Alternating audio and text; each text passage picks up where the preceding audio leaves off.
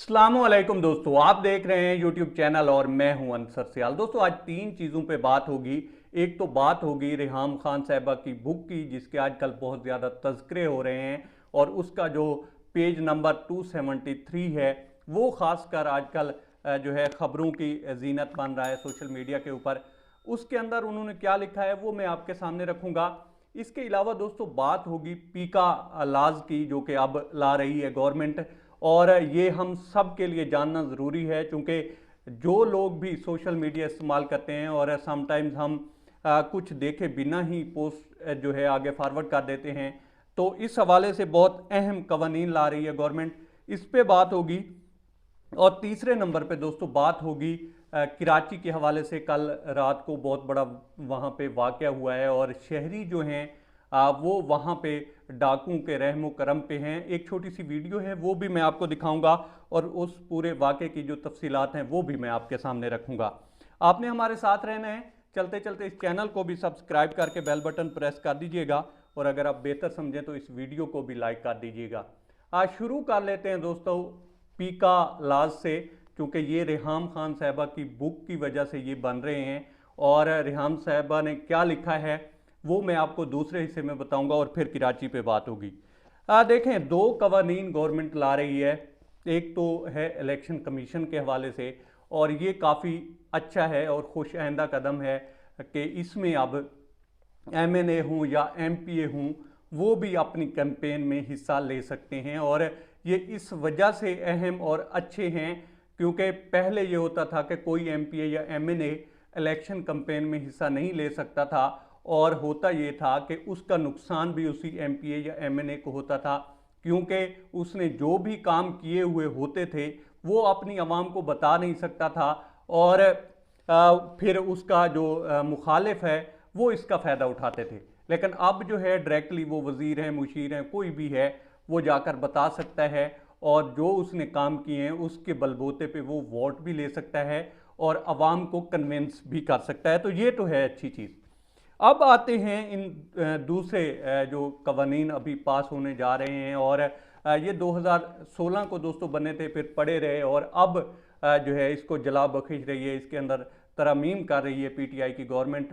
और इसमें जो है इदारों को मलाइन करना, फेक न्यूज़ देना या किसी को डिफेम करना या किसी के खिलाफ प्रोपागेंडा करना, उस हवाले से नए कवानीन बन रहे हैं। और ये जो सज़ा की मुद्दत है दोस्तों वो 3 से अब 5 साल कर दी गई है और इसमें कुछ नॉन बेलेबल का भी तज़किरा किया गया है और साथ साथ कुछ जुर्माने भी हैं। लेकिन ये अब तक की पीटीआई की गवर्नमेंट की सबसे बड़ी गलती है और ब्लंडर है। अब ब्लंडर किस तरह से है? क्या फेक न्यूज़, प्रोपागेंडा या इदारों को मलाइन करने के खिलाफ जो है कवानीन नहीं होने चाहिए? बिल्कुल होने चाहिए। लेकिन ब्लंडर जो मैं कह रहा हूं वो इस वजह से कह रहा हूं कि ये जो कुछ भी दोस्तों बन रहा है ये बनना चाहिए था पीटीआई की गवर्नमेंट आते ही।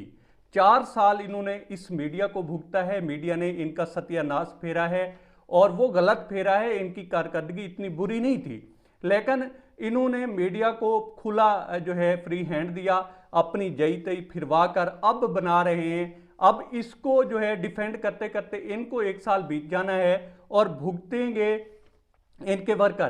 क्योंकि अगर इनकी गवर्नमेंट आ जाती है आगे फिर तो ठीक है, नहीं आती तो जो आगे गवर्नमेंट्स आएंगी वो जो बाकी 2-3 मेन स्ट्रीम पार्टियां हैं उन्होंने इस जो कवानीन बनेंगे उनका बिल्कुल भी जो है सही यूज़ नहीं करना, इसका मिस यूज़ होगा। और उनको जो जो लोग लगेंगे कि ये उनके खिलाफ बोलते रहे हैं तो पीटीआई के आधे से ज़्यादा वर्कर तो जेलों में मुलाकात उनसे हुआ करेगी। और ये जो कानून है इनको बाद में याद आएगा कि इस वक्त इसको पास नहीं करना चाहिए था अगर इनकी गवर्नमेंट नहीं आती तो। अब आते हैं दोस्तों रिहाम साहिबा के दूसरे जो उन्होंने पेज लिखा है 278 उसकी तरफ। और सच पूछे तो ये एक बहुत बड़ा एक पलंदा है जिसको डिस्कस करना इतना कोई अहम है नहीं, लेकिन चूंकि मीडिया के ऊपर बहुत ज़्यादा बात हो रही है और इस वजह से 1-2 लोग पकड़े भी गए हैं और इस वजह से वो लिखती हैं जनाब। वो क्या कहती हैं? वो कहती हैं कि जनाब शादी के दिनों में मैंने देखा कि इमरान खान साहब जो हैं वो किस तरह से खूबसूरत मर्दों की तरफ जो हैं मुतवज्जा होते थे। और उनको वो कहती हैं कि पैसे वाले और ख़ूबसूरत मर्द जो हैं वो अट्रैक्ट करते थे, उनको इम्प्रेस करते थे। वो परवेज़ खटक हूँ या मुराद सईद हूँ या फिर जाकिर खान हूँ, उनके गुज़रे दिनों की खूबसूरती का ये बहुत ज़्यादा तज़किरा करते थे।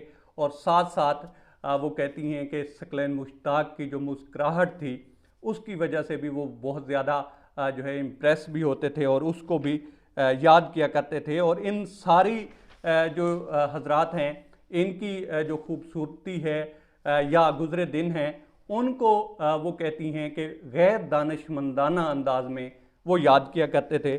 और इसके अलावा वो कहती हैं कि ये जो मुराद सईद हैं, सवात का खूबसूरत जवान, उनको जो है बहुत ज़्यादा याद आया करता था, उनकी आँखों का तारा था। अब आप अंदाज़ा करें कि किस लेवल पे जाकर उस औरत ने इनके ऊपर गंद उछाला है और बिलो दी बेल्ट जाकर उन्होंने ये सारी तनकीद की है। अब इसका जो मतलब बनता है वो आप सब समझ सकते हैं, लेकिन क्या एक इज़्ज़तदार घराने की औरत इस तरह से कर सकती है जो इसने लिखा है? आप देखें जमैमा गोल्ड स्मिथ को, वो किस कल्चर से आई थी दोस्तों, और अभी तक जो है उस औरत ने एक लफ्ज़ नहीं बोला इमरान खान साहब के लिए। और इसको देखें कि इसने सिर्फ 6 महीने या उससे कुछ कमो पेश वक़्त गुजारा है और किस तरह का ये प्लंदा पूरे का पूरा इसने लिख दिया है और उसमें लोगों की जो है पगड़ियाँ उछाली हैं।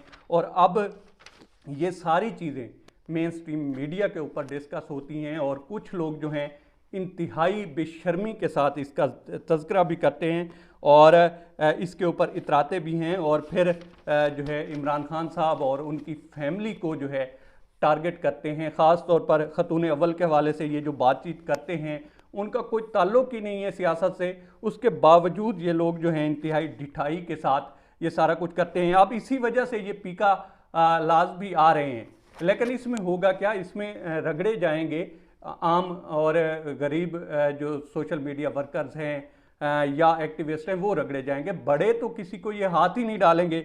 अगर शुरू से ही आकर 3-4 को लटका देते तो इन कवानीन की ज़रूरत ही ना पड़ती। खैर, अब आते हैं कराची के हालात की तरफ। दोस्तों, कराची जो है इस वक्त डाकुओं की अमाजगाह बन गया है और जिस तरह की वहाँ से वीडियोज़ आ रही हैं, ये एक छोटा सा ट्रेलर है जो आपके सामने आ रहा है। आप देख ही रहे होंगे कि वहाँ पे क्या सिचुएशन है और वहाँ पे जो डाकू राज है वो किस तरह से चल रहा है और कितनी वो जो है दीदा दिलेरी से और सुकून के साथ अरेंज एक प्री प्लान तरीके के साथ वहाँ पे जो है डकैतियाँ कर रहे हैं। अब कल कुरंगी को रात को ना वहाँ पे दोस्तों तकरीबन 8 से 10 लोग थे, उन्होंने 100 से ज़ायद मुसाफिरों को लूटा है। और लूटा किस तरह से है कि रोड ब्लॉक था। अब रोड क्यों ब्लॉक था इसके ऊपर भी तहकीकात होनी चाहिए कि वहाँ पे अक्सर ऐसा होता है कि जनाब ये शाहराह जो है वो बंद हो चुकी है और ट्रैफिक जाम हुई है, उसमें लूटा है। दूसरा जो कानून नाफिज करने वाले इदारे थे वो भी वहाँ पे वक़्त पे नहीं पहुँचे और जो शहरी थे वो डाकुओं के रहमो करम पे रहे हैं।